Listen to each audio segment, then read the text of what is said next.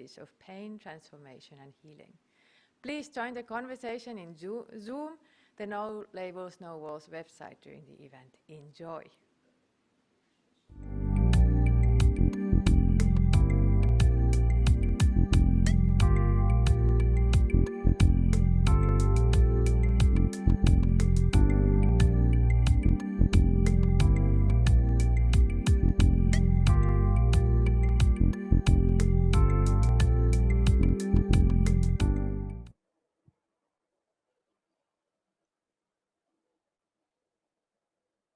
Hello, welcome. Welcome to the No Labels, No Walls plus We Are One Festival 2020. My name is Markus Vähälä. I'm your host today, live from Kukunori, Finland. The festival combines over 100 events, performances, theatre, art, music, and discussions about various topics. So please join in using Zoom to this wonderful event with Nora Amin. Welcome to the show, Nora. Hello, very delighted to be part of this. And I am happy that we can still meet online and to use the only positive side of the Corona crisis, which is to connect beyond borders and through the internet. So thank you for inviting me. I was always interested in employing the performing arts within a frame of activism, socio-political activism. So making this presentation within your festival, I think it's a great opportunity for me to try and spread the word a little bit about also my work within dance, activism and rituals and the concept of healing. And I want to start by quickly introducing a little bit those terms. So I have been working with dance since 25 years. And I want to say that when I try to create performances or give workshops, I use a kind of out-of-form dance. So I'm not specifically talking about a specific technique or method of dance. It's not the typical modern Western dance. We're not talking about Martha Graham or Merce Cunningham, and it's totally out of form. So the way I want to talk about dance here is mainly based in the human embodiment and the movements that are authentically created through the human body, whether it's made by professional performers or non-performers, it is still a practice of dance. And with this concept, I feel there is more equality to embrace everybody who wants to dance, and also embrace all forms of physical expressions beyond the traditional colonization of the dancing body. So I'm also trying to interweave a kind of almost universal physical embodiment of the dancing body. And here comes the second point that I feel is very important to take into consideration when we talk about dance, and it is related to the daily realities of our bodies and the physical and emotional experiences we go through, because they also create our body, our overall body, and how our realities, also political and social realities, are part of our physical memory, and therefore they also shape our movement and our expressions. And in that sense, I don't think we should look at the expressive body as a kind of empty vehicle or a kind of puppet, because sometimes it could be like this, instrumentalized, but more of a holistic body. And in this sense, I also want to look at dance as an emotional experience, as an experience of human bonding, and not only of physical images and physical movements. And then comes the idea that usually dance is regarded as entertainment or as a kind of highly aesthetic, elitist expression. But dance is also a public and political statement.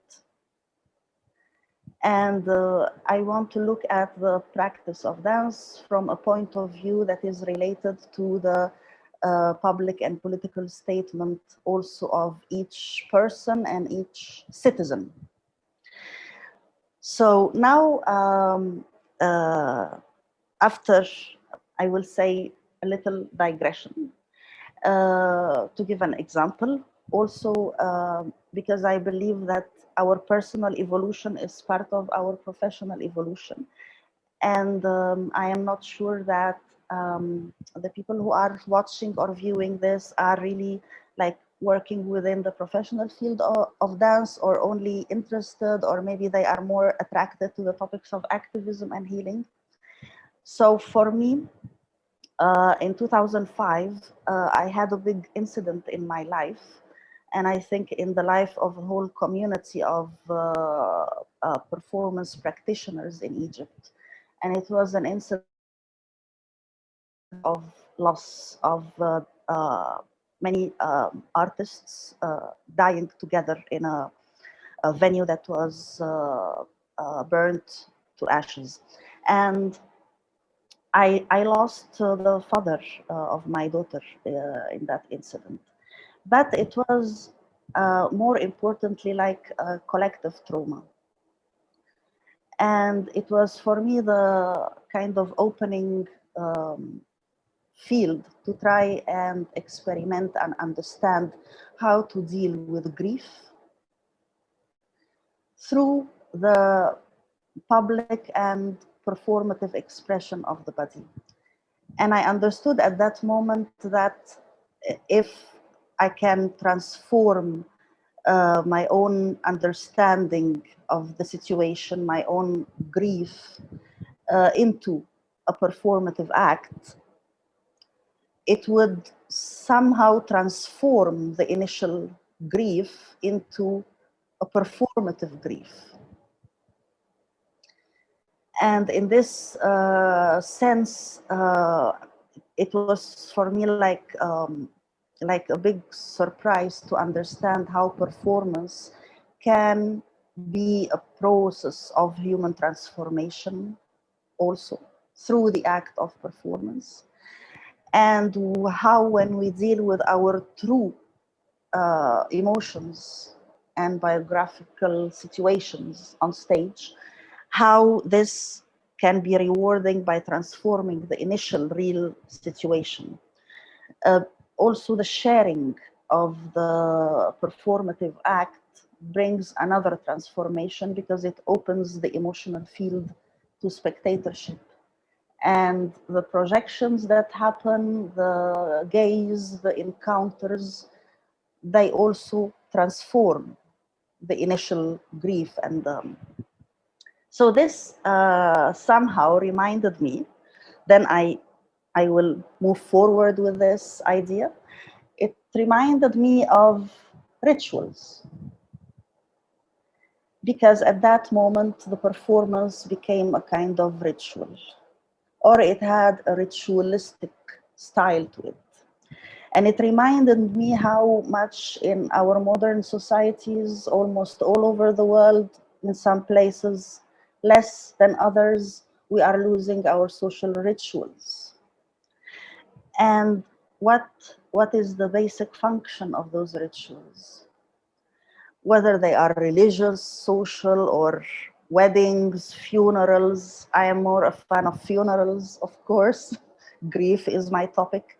But they function to strengthen this human fabric, to create a kind of human bonding that can transform the community and move it forward. And this movement, which can be regarded as a collective dance, dance of emotions, is a movement that can only happen through sharing and exchange. The difference between the kind of regular performance I was used to and this ritualistic style is that on one hand, there is no clear separation between spectatorship and the stage expression. Usually there is always a kind of barrier or border, and I wanted no walls, yeah, like the festival. I also wanted no labels. So in that sense, there was a kind of openness that was created that transcended the barriers of traditional performances, and therefore it started deconstructing the hierarchy that exists between the stage and the spectators, and also opened the field of emotional exchange and participation, whether it is an active participation, expressive participation, or maybe totally silent participation, but the energy is exchanged and felt in the whole room. Another aspect of this difference in the ritualistic or the regular performance is that in this kind of ritualistic style, there is always a kind of engaging with what I might call spirituality.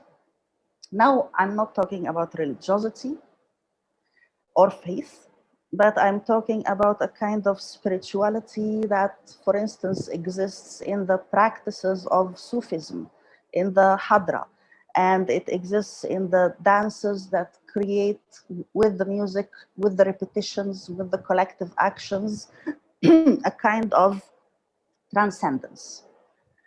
Maybe the word has a little bit not so good reputation, maybe, I'm not sure. But for me, transcendence is like a direct field of spirituality. And in that sense, there is this kind of engaging, this human aspect that is rarely engaged in performance.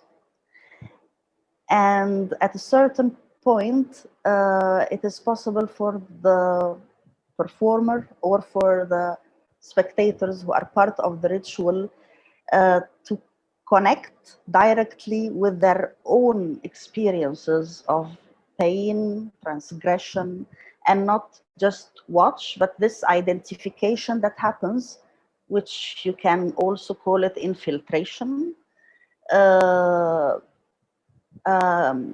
has the effect of opening the emotional fields and the energy fields of all the spectators. And this is where there is this huge feeling of power that is created in the room. And it is a power that doesn't have, that you cannot label, and you cannot also divide or discriminate. It's a power that doesn't segregate between genders or roles or colors, skin colors, and I feel this is really the core of the humane practice of performance, and that the rituals or the ritualistic styles have this power of bringing back this humane aspect of performance. Now, healing. Because I have talked so much in the past 2 years about this concept. And of course, yes, there is a very strong, kind of Western scientific angle to deal with the topic of healing, where most people in discussions are asking me as if I'm talking about therapy or therapeutic practices. And I'm saying, no, this is not what I'm talking about. And I'm not talking about clinical or medical practice. When we talk about healing within this context, of course, we are talking more about the emotional and human power of healing that goes through this human bonding and exchange of emotions and expressions, which is also something that we experience. We experience the effect of this, for instance, when we fall sick, when we are in pain, when we are grieving, and there is someone by our side. And this person is providing support or sharing or listening. This practice is just totally like eternal, everlasting human practice. It's part of our nature, and it's also even with animals, when somebody is wounded, there is another animal who stands there and tries to help or to cry next to the other animal. This process of sharing, listening, and supporting, it produces an energy, and this energy has a healing effect. On one hand, it means that you are recognized. And to feel recognized and acknowledged is in itself a dignifying moment. It's a moment of restoring your own human dignity, strength, and being. And this creates a kind of stability. But there is also the moment where you feel that when you speak more about your pain, sometimes it gets magnified or it gets a little bit reduced. Both processes are processes of transforming that initial pain, for instance. And also in that process, the other person who is there is somehow, maybe without knowing, taking over part of the pain. So it's becoming diluted. Now, this also happens with spectatorship in performances. And sometimes when the topic is very political, this watching, sharing, gazing, exchanging becomes an action of activism.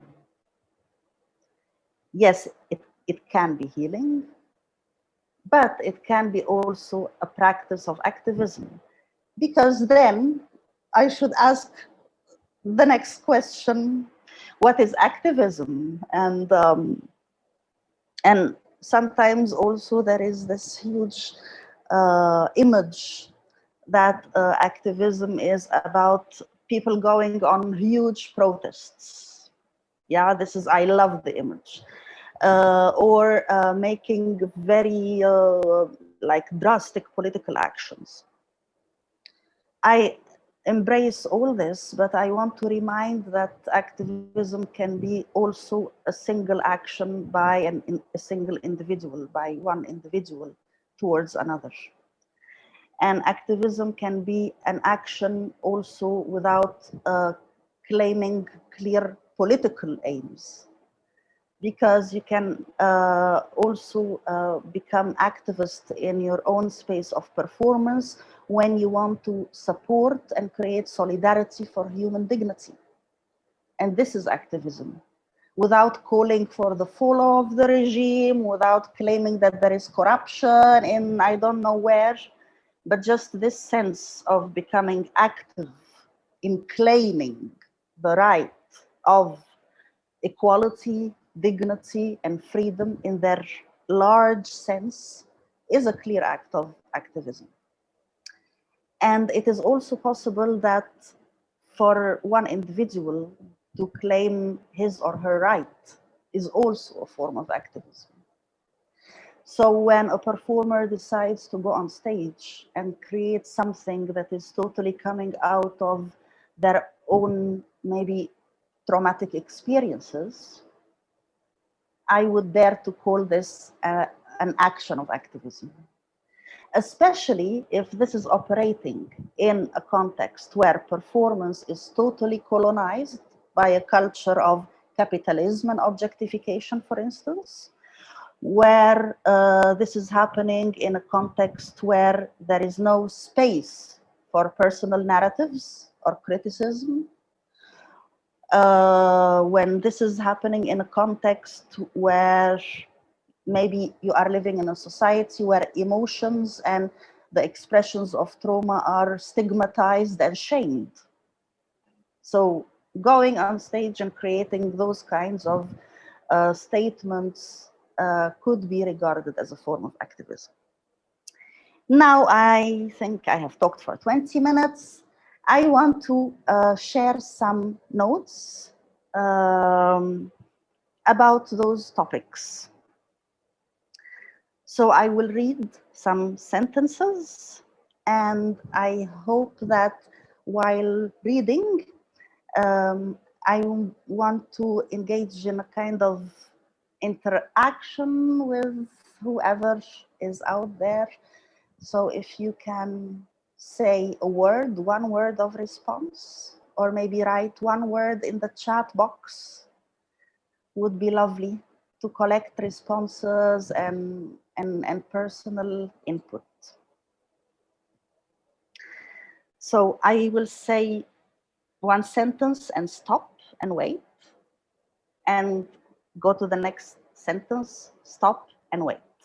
And each time I wait, please try to give a response.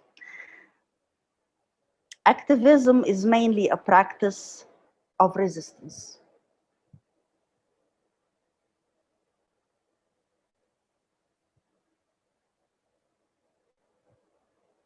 Activism fights for the rights of equality, justice, freedom, and autonomy.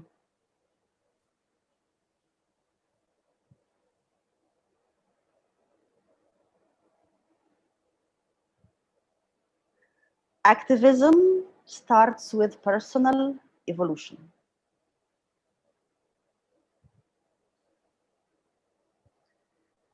And the next question is, to all of you, what do I need for my next personal evolution? I wait.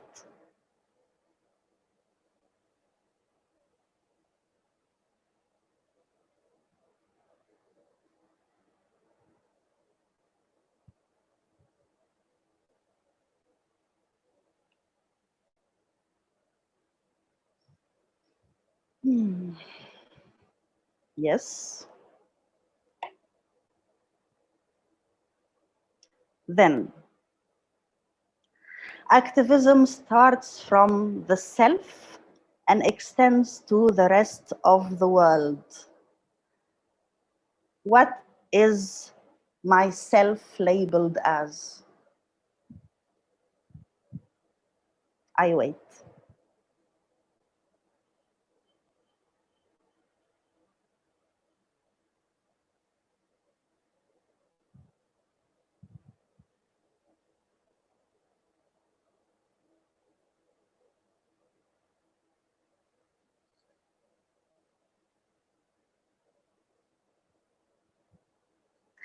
Activism does not have to operate on a wide range and does not have to be institutional.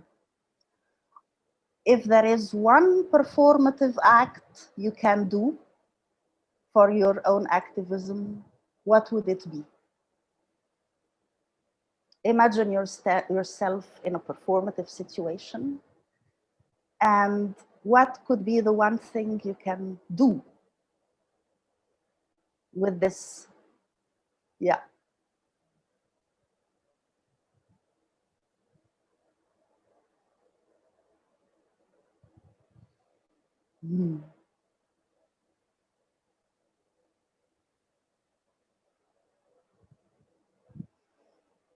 Reach out. Yes. I will just stop a tiny bit here, and I want to say that all the responses I am reading here, for me, they are not just words, but they are carrying a kind of potential performativity. And specifically, they can turn into a choreographic language. And for me to collect this is to understand that from the emotions, personal input, verbal expressions, we can go into a choreographic practice based on the personal experiences and without any kind of clear reservoir technique or whatever. And it brings me back also to the idea of, in the beginning, when I said a certain universal kind of activism or dance, I believe there is some common vocabulary when it comes to dance in relation to claiming rights and also performing political issues. When you talk about to reach out is to go beyond the point where I'm standing.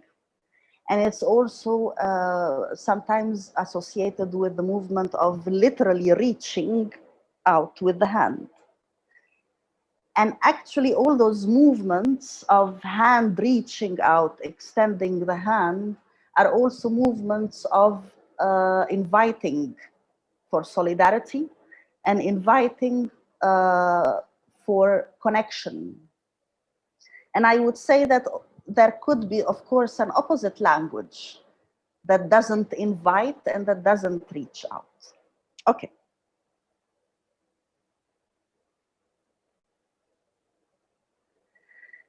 Now, trauma has a central place in any study of activism.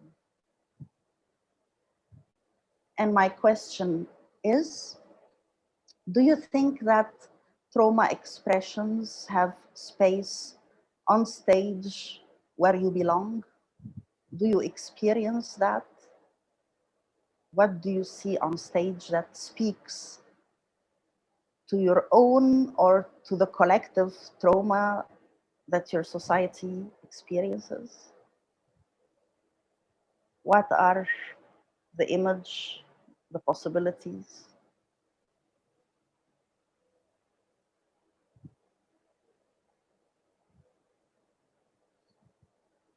Yeah.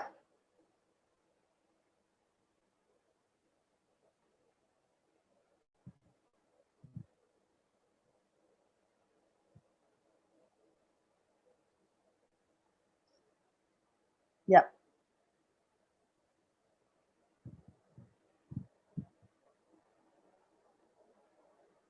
Yeah. I am wondering if I should speak out what I'm reading in the chat box. Yes.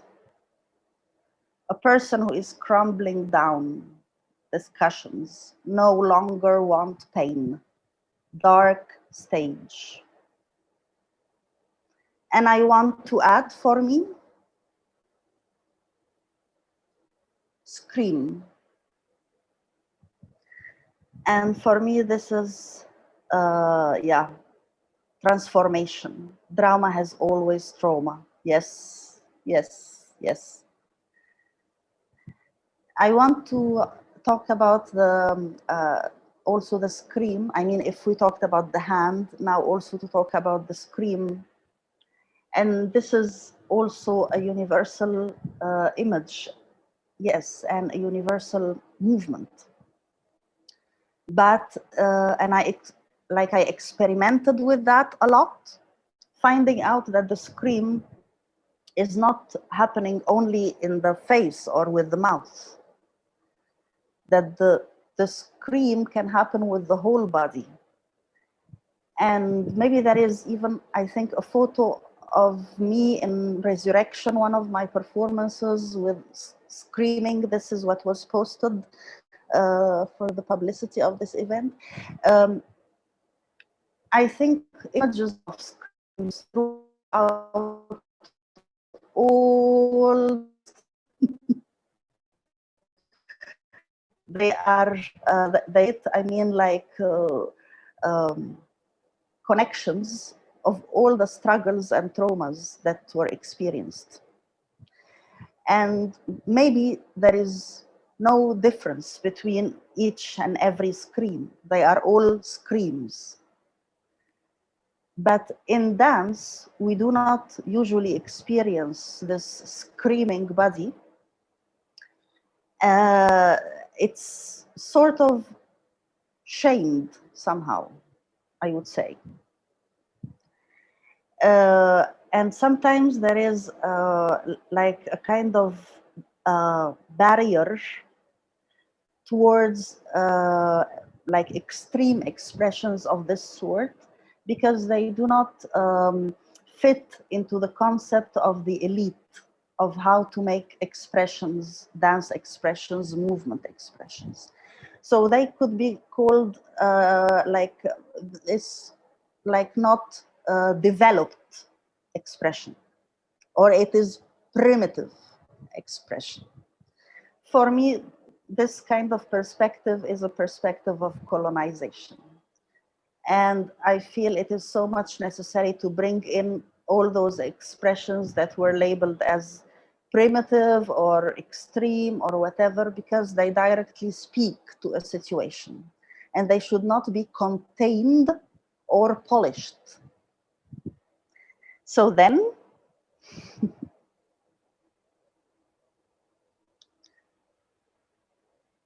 I will go to the word transformation.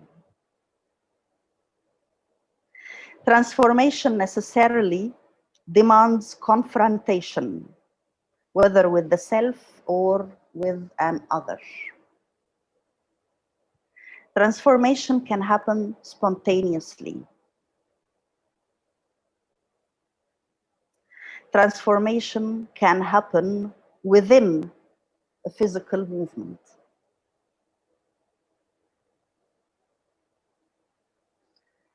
And I will now ask you if it is possible to close your eyes.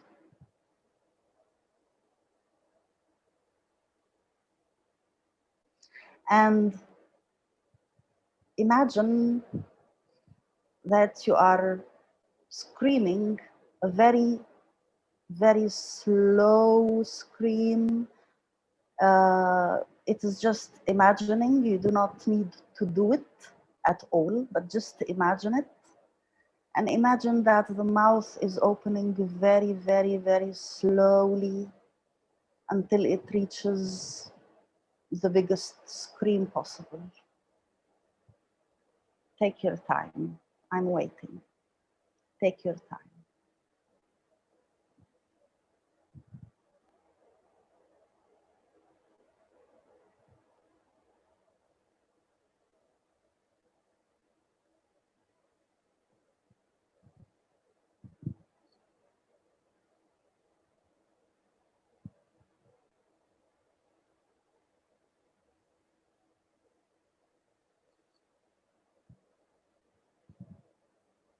And you can open your eyes when you feel that you reached the extreme scream.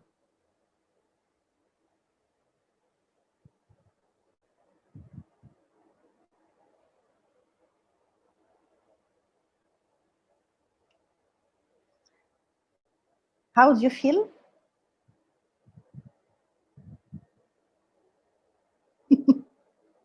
I feel liberated in a way. I feel I can hear the sound of the scream, but it's somehow separate from my image of the person screaming. Yes, fantastic. It's like the silent scream you hear about, like in theater, in a way. You know, it's like the real thing. You know, it's interesting. Yes. Mary? Yeah. I cannot hear you, unfortunately. Okay. Oh. Oh wait, now hold on. Now I've got it. Sorry, 1 second. I got it. Yeah, I feel it goes right here, and I mean I feel like it's right coming up, you know, from the gut right here. You know, it is the pain. It's almost like, so yeah, it's powerful. Yeah. Yes, very nice. I am happy this is working even when we are not physically exchanging energy. I want to invite you after this is over to alone make the real scream without voice, but make the whole physical scream. And I think it is not correct to do this online, and it should be done alone. But I would be very curious to also get your feedback after you have done it. And I would recommend that if you want to try to do it, to also engage the whole body. So to feel that the mouth and the face and the heart and the center of the body are connected together. And that when you start the scream and try to open up, it's a process of engaging the whole body to open and to release, to diffuse whatever you want to release within the scream. And this movement and process is for me a very, very, very fundamental part of the vocabulary of dance in this area of activism and ritual and healing. And when we take out the voice, the body will have to release more physically and emotionally, because the voice is not there to carry part of the pain or whatever we are screaming. So it puts the whole intensity into the body by taking the voice out. Now, I am thinking also to mention few points that are directly connected to dance practice, and then I will go back to reading some sentences. Sometimes I will stop, I will make a tiny stop for reflection, responses, and words. Within this frame, we can use repetition. Repetition in this way of dance creates insistence, pressure. It creates anchors. It supports a visible construction within the movement flow. And whatever we choose to repeat becomes almost equivalent to the slogan that we shout in a protest. Maybe. It shapes a certain vision map for the spectator, where the repetitions are like landmarks within the whole geography of the dance, within the choreography. It also helps to create steps to escalate. So with each repetition, it's the possibility of escalating whatever we want to project or present. Then we can also use it in some moments to slow down, because repetitions do not have to happen always in the same speed or tempo. Repetitions can be identical, but they can vary in speed and tempo. Also, those repetitions are possibilities, potential spaces where the spectators can join into the repetition of specific movement, and therefore they can enter into an interactive process, and therefore we can start moving towards a ritual that is also interactive. So with the repetition of the movement that the performer is doing comes like a kind of insistence. It becomes like a refrain, like in a song, but it also becomes a possible anchor for the spectators to produce that movement. Now, if this can happen, like the spectators can do and repeat specific movements together with the performers, then there wouldn't be really a performer and a spectator, because everybody would be doing a movement and watching at the same moment. And for me, this is the real, like the real level where we can start talking about ritualistic performance. Really, it's that point where we can really start talking about it. Now, if this is also possible to happen, I know I'm keeping track of the time, almost. There is a moment of togetherness that is produced with this repetitive movement. And now, if it is also possible to create this action within a circle, then we can guarantee that the energy is circulating and building up. And again, this destroys the barriers and emphasizes solidarity and togetherness. So there is, in some rituals, there is the concept of the offering, or offrande, like they say in French, korban. The idea of an offering, a live offering, an animal, sometimes in some primitive times, a human being. I have created at least 3 solos where I try to invest the concept of offering by considering the solo performer as an offering. But what is the offering in this moment? On one hand, the offering helps everybody who is witnessing the action to look in the same direction, and while looking in the same direction, projecting energy and focus towards this offering, and it becomes a point, a central point of interweaving everybody together through the body of the offering. And the solo performer can have this function as a point of entry to the ritual. So I try to do this in Rite of Revival, and also in I Dance For You. I Dance For You, we will see part of it now, very soon. And it is constructed in a circle. What you will see was not for a lot of audience, but just for a very, very limited number of spectators.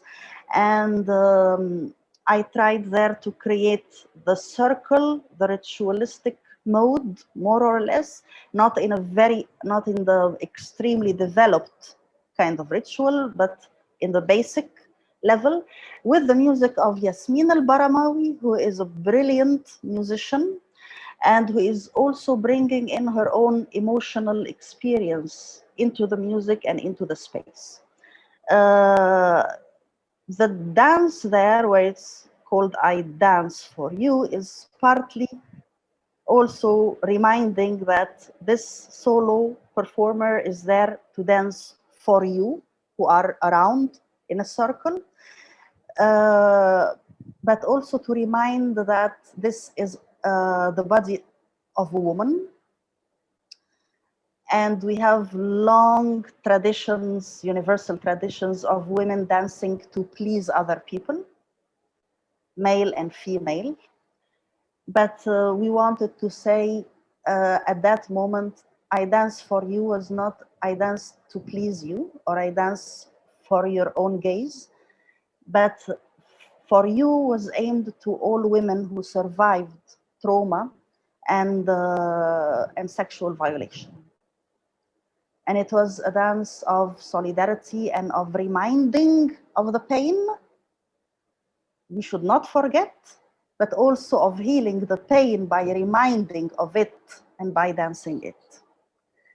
So I hope we can watch a little bit of this, and probably maybe we can just skip the first 10 minutes or the first 5 minutes or so. Yeah.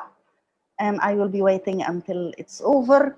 Also waiting for your responses in the chat box while watching, collecting words all the way till the end.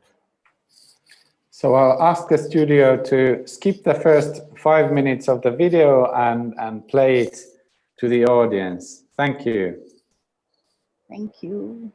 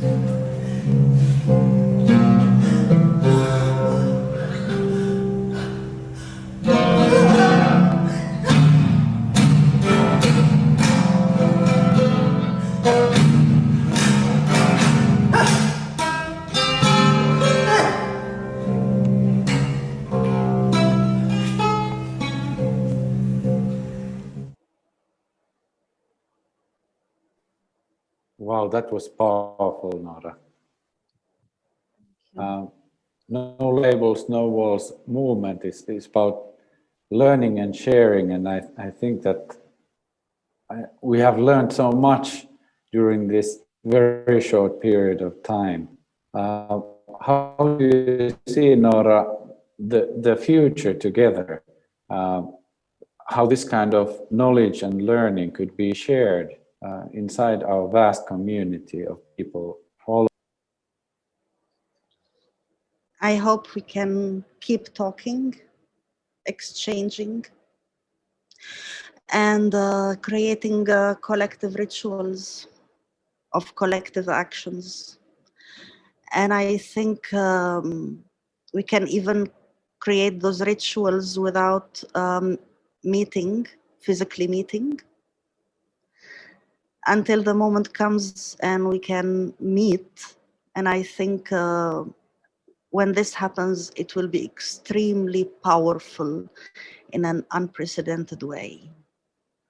So if we just keep building up, and for me, like our encounter today with exchanging words, exchanging also the exercise of closing the eyes and screaming silently, imaginary.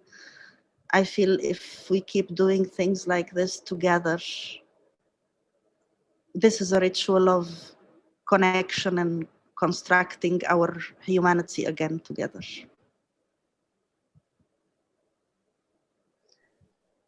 Did we have a question in the chat box, maybe?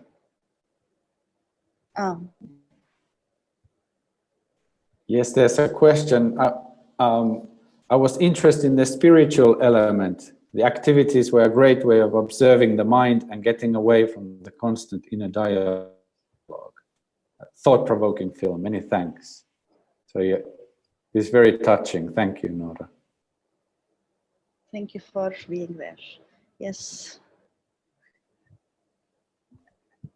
I had a question, Marcus, in the chat. Yeah. What is the thing you are still looking for in your work?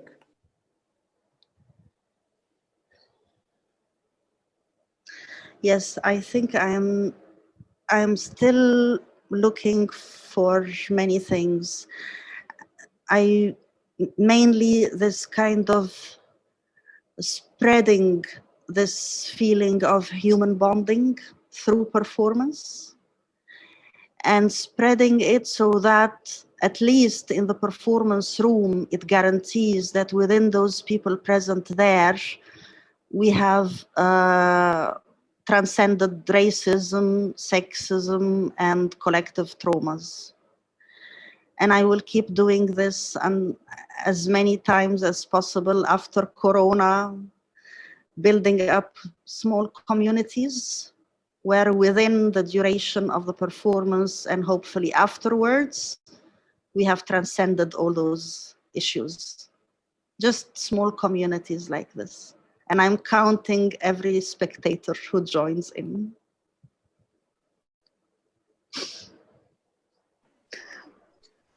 So the No Labels, No Walls movement invites all of you spectators, thousands of you all over the world. So please join in on Facebook, the No Labels, No Walls Facebook group. Follow our website for the future with Nora Amin and together. Thank you, Nora, so much. Thank you. And welcome to the... Yes. And best of luck for the remaining events. Bye-bye. Ciao.